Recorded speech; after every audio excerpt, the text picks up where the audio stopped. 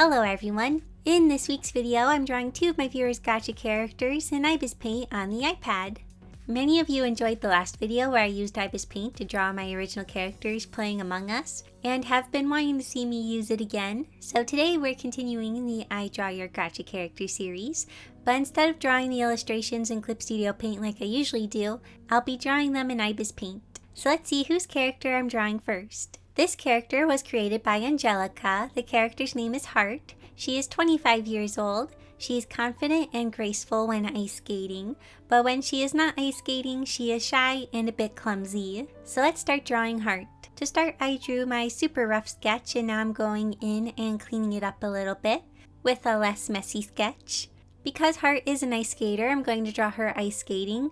You may know if you watch a lot of my videos that I really like to watch figure skating, and sometimes I draw figure skaters in my sketchbook. So I was really excited when I got this character because it meant I was going to get to draw a finished illustration of a figure skater. However, I did feel a little bit intimidated because roughly drawing a figure skating pose and fully rendering a figure skating pose are kind of two different things. Like when I'm loosely drawing poses in my sketchbook, I don't worry too much about the details and making everything look right. But for finished illustrations, I need to worry about the details and making everything look right. I spent a really long time looking through poses on Pinterest. I wanted something that was complicated but not too complicated. A lot of the poses had a bunch of foreshortening, or the person was bending in a really weird way that I couldn't quite understand. I kept finding nice poses for male figure skaters, but I needed a female reference, so that was also making things a little trickier. I eventually found this kind of arabesque pose where she's holding one foot with her arm, and I felt like this was something I could understand and possibly draw, so I decided to go with that. People will ask me in the comments if I use references to help me create my pictures, and I do sometimes use references. It kind of depends. Sometimes I'll fully use a reference for like the pose and the background and stuff, but then other times I'll only use references for certain parts of the picture, like maybe the outfit or for the hands. In this case, I really relied on my reference picture because this pose is very different from poses I usually draw.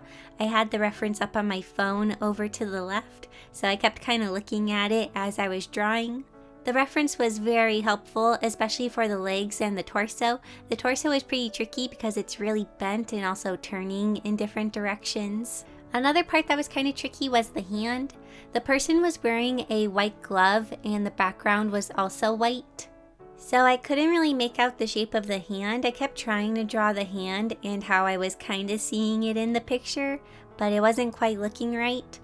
So I decided to draw the hand in this kind of pose. When I took ballet classes, we would often hold our hands like this because we didn't want to have our hands like Barbie hands. So I don't know if figure skaters do the same hand pose, but I figured they'd probably do something kind of similar. So after getting the cleanup sketch in place, I moved on to the line art. I think I used the watercolor pencil brush for this. I just kind of liked the texture of that brush. For this, I'm showing you the footage that ibis paint captured. I can't speed up the footage of me drawing on the iPad very much without it looking weird, like my hand is flying all over the place and the canvas is turning a whole bunch and it just looks kind of crazy. So to show you more sped up footage, I'll show you the footage that ibis paint captured. But we'll go back to the footage that my camera captured once I fill in the base colors. Also, I had fully filled in the colors, and then after I took a break and came back, I decided I didn't like her ponytail. It just looked kind of weird, and her ear was also in a really weird position because I had kind of changed the shape of the head, but I didn't change where the ear was placed, and so it kind of ended up in the wrong spot. So I had to redraw her ear and her hair, and then refill in the colors. So now I'm moving on to the shading. Ice rinks are often very well lit, at least when it comes to competitions. So I was kind of shading things like a lot of light was coming from many different sources. I was also trying to keep in mind the light that would be bouncing off the ice from below. For the shading, I mostly used the soft dip pen, the watercolor pencil, and the airbrush, and a few other random ones kind of thrown in there. I'm still trying to figure out which brushes I like for ibis paint. Also, I ended up changing the shading on the torso a bit later. After I took a break, I decided I didn't like the shading on her chest. It just looked a little bit weird. And yeah, so I decided to change it later on. Oh, I had a lot of fun shading her white nylons. I used a bunch of blues and purples to shade them, and it was a lot of fun. While I was working on this picture, I was really trying to keep the muscles and curves of the body in mind.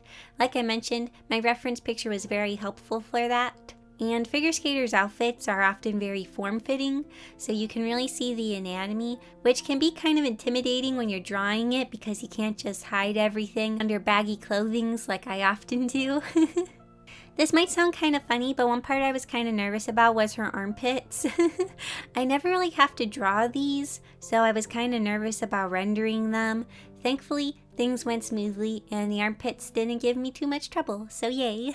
Also, to help blend out the shadows, I use the smudge tool quite a bit. I feel like I need to play around with the settings of it a bit though. I don't totally like how it behaves at times. And yeah, I don't know, it just feels kind of weird sometimes. There's still a lot I need to learn about Ibis Paint and its settings. I need to sit down sometime and just play around with the brushes and find what settings I like. Also, I feel like my hair shading style is changing again. For Heart's hair, I was just kind of winging it. I didn't totally know what shading style I was going for. I just wanted it to look shiny. My shading style used to be kind of detailed, and then I didn't know if I liked the way I was shading the hair, so I changed it to be more simplistic, and now it's getting more detailed again, which I think I like. So yeah, I don't have much else to say about the hair. But I know we'll be watching this part for a little bit, and I don't want to skip it because I feel like people like watching the hair shading portion. So yeah, I'm not sure what to talk about. I almost have all my Christmas shopping done. I guess I'm about halfway done. I'm trying to find presents for my 8 siblings, my brother's fiance, plus my mom and my dad, and then maybe my grandma and my grandpa. So that equals a lot of Christmas shopping. I'm doing a lot of online shopping. I have to keep track of all of the packages that are coming because I kind of just order it and then forget about it, and then I'm like, oh yeah, where's that package? Or sometimes I forget what presents I got. So I'm trying to keep track of everything. After finishing the shading, I saved my file as a PNG and then reopened it so I could play around with the filters. There are a lot of really fun filters. I mostly just adjusted the contrast and the color balance. I also decided to add a few effects to the background. I had added that one whooshy, bluey, pinky purple effect by blending out one of the textures in Ibis Paint, but then I decided to add a kind of sparkly effect around the edges just to make it feel a little less empty. And here's my finished illustration of Heart. I had so much fun drawing her and getting to draw a figure skater. I can't think of any present ideas. Ho ho ho! Huh? Merry Christmas! Santa? What are you doing here? It's not Christmas yet. And why is your voice so high? Never mind that. I'm here to help you think of present ideas. Oh, really? Great! I could really use some help. How about a handmade gift? It's unique and one of a kind. I'm not sure. I don't know how to do that. It's okay, you can learn with Skillshare. Skillshare? Skillshare is an online learning community where people come together to take the next step in their creative journey. There are thousands of classes on topics including illustration, design, photography, video, freelancing, and more. You can even learn how to make gifts for your loved ones with the class Holiday Gifting, Hand-Painted Ornaments by Dylan Merwinski. In this beginner-friendly course, illustrator Dylan Merwinski demonstrates how to paint beautiful and cheerful ceramic ornaments. Perfect for holiday gifting to your loved ones or saving as an heirloom for your own Christmas tree. Skillshare is curated specifically for learning, meaning there are no ads and they're always launching new premium classes. Plus, it's less than $10 a month with an annual subscription. The first 1,000 of my subscribers to click the link in the description will get a free trial of premium membership. This holiday season, give a gift that means more. Get creative and learn how to make the perfect handmade gift with Skillshare online classes. Thank you so much to Skillshare for sponsoring this video. This character was created by Kira Loves to Eat. The character's name is Amiko, and she is 15 years old. Amiko is an extremely shy person in her school. She likes pastel colors and anything that is cute. So let's start drawing Amiko. So for this one, we are starting with my cleaned up sketch. I drew the sketch in Clip Studio Paint on my computer and then imported it into Ibis Paint. Right now I'm trying to line up the symmetrical ruler. Amiko is tilting to one side, so I was having a really hard time lining up the ruler. It took me like 10 minutes to get it to line up correctly with my sketch. I had to keep tweaking it and turning it and moving it. Once the ruler was in place, I started working on my line art. Once again, I'm using the watercolor pencil because I like the soft texture it has. Like I mentioned, when it comes to footage of me using the iPad, I can't speed it up super fast without it looking kind of crazy. Because of that, I wanted to create illustrations that wouldn't take me super long to finish. Like some illustrations take me like 6 hours. So I wanted something that wouldn't take me that long. However, both illustrations still took me a good amount of time. According to Ibis Paint, each one took me about 4 hours. This was longer than I was anticipating. However, I am new to Ibis Paint, so sometimes me doing something like switching my brush or adding a new layer or just trying to do simple things takes me longer because I haven't built up my muscle memory yet. Like in Clip Studio Paint, I can kind of just do things like add layers and switch tools without really thinking about it much. But when I want to do those things in Ibis Paint, I often have to stop and think how to do what I'm trying to accomplish because I'm still kind of trying to learn where everything is. So I feel like that made me take quite a bit longer. Also, Amiko is super cute and adorable, and for some reason right when I saw her, I instantly wanted to draw her in this pose. After finishing the line art, I filled in the base colors and added a little heart background that I found in the Ibis Paint library. I started by shading the hair. I decided to use the alcohol marker brush. I thought it looked kind of neat and that it might be nice for shading the hair. Since it has a little bit of texture to it, it also fades out really nicely. I really enjoyed using it for the hair. If you have any brush recommendations and if you can tell me what you use those brushes for, I would love to hear about them in the comments because like I mentioned, I'm still trying to learn a bit about the brushes. After adding the shadows, I started adding the highlights. I made a new layer and set it to the layer mode add. I'm still using the marker brush and I just add a bunch of highlights across the hair. For some reason I wasn't totally happy with how the highlights were looking. I kept playing around with them and changing them, but the hair still felt like it was needing something. I couldn't quite figure out what it was, so I just moved on to the skin. For the skin, I mostly used the soft dip pen. I like how it has a soft edge and I think it works well for the areas that are kind of cell shaded. For areas I want to have soft shading, I use the airbrush tool. One thing I do like about filming myself using the iPad is that I feel like you can really see what I'm doing because you see the pen and my hand performing all of the different actions. It's not just my little mouse cursor flying all over the screen. However, I do have to cut quite a bit of the footage just because I don't want the video to get super duper long. So I guess that is kind of the downside. You only get to see snippets of the process, but those snippets that you see aren't super sped up and I feel like you can clearly see it. So yeah. After shading the skin, I start shading the clothing. The soft pastel colors were so much fun to shade and work with. I feel like when it comes to gacha characters, I have to work with a lot of really bright colors or dark colors. So it was really nice getting to work with soft pastel colors, especially because I really like pastels. Recently, I feel like I need to be trying to draw girls more often. Some of you might be thinking, what are you talking about? You draw girls all the time in your videos.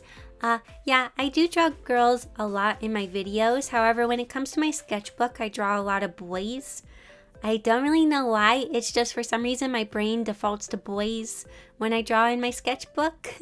And I'm like, oh yeah, I can also draw girls. I think I also feel like I'm not drawing girls as much because the chapters I'm working on for My Next Door Neighbors really focuses on some of the boy characters and the girl characters aren't appearing as much.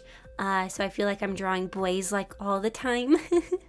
Also, speaking of My Next Door Neighbors, I'm getting really close to being done moving all of the chapters from this channel to the My Next Door Neighbors channel. So that means I'll be able to post the newest chapter sometime soon. So I'm excited about that. So if you've been wondering where My Next Door Neighbors is, it's going to be over on the other channel. So make sure to subscribe to that channel so you know when the new chapter comes out. Also, I had a lot of fun shading her little purple thing. I don't know what to call it, but it was a lot of fun to shade. I always have fun blending out the shading of folds and adding highlights to them. I don't know, there's always just something really fun about it. For her eyes, I wanted to keep them a really light blue, so I didn't make the shading on them very dark. The character also has dark blue eyelashes, so I made the line art for the eyes blue.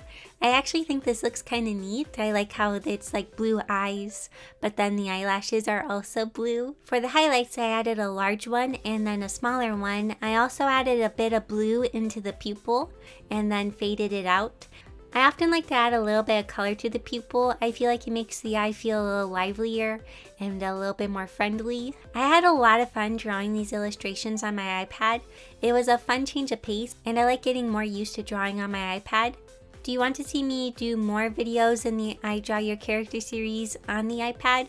Or do you like me using Clip Studio Paint more? I might try to switch back and forth, maybe one video on the iPad, and then maybe the next one in Clip Studio Paint. But we'll see. Lastly, I decided to change the color of my line art in the different areas of the line art. So for like the pinky areas, I make them more pink, and for like the purpley areas, I make them more purple. I got some comments on my video where I did the digital painting saying that I should change the color of my line art and that the black feels a little bit too overbearing. I do sometimes try to change the color of my line art, and I sometimes forget to do that. I want to try to be better about doing it because it does make the line art a lot softer. I especially wanted to change the line art color for this picture because all of the colors are so light and soft, and so I don't want the line art to be too harsh. Like I mentioned earlier, I felt like the hair needed something else, and I finally figured out what it is. A lot of times when I shade lighter hair, I'll add a row of kind of like low lights. It's kind of like the opposite of a highlight. It's a band of shadow going across the hair. And I forgot that I often do that. So I added some darker colors across the hair underneath the highlight, and that helped a lot. I felt like that really gave the hair like a finishing touch. Once again, for this picture, I saved it as a PNG and then reopened it so I could play around with the filters. I also decided to add a little bit of noise by finding a texture in the Ibis Paint library and then applying it to the picture. And then I think I set it to overlay or screen or something. And then I lowered the opacity and I was able to give it a light noise texture. I often like to add noise to my pictures just because it makes it feel a little bit less digital and a little bit more traditional. I don't know. It makes it feel a little bit more natural, I guess. So here are the illustrations I created in Ibis Paint. I had so much fun working on these, and I hope you enjoyed watching me make them. Also, thank you so much to my lovely patrons over on Patreon for helping support this channel. It means so much to me, and I'm so happy to have you as a part of the Patreon community. Anyways, that is all for this video. Thank you all so much for watching, and I'll see you all next week in my next video. Bye!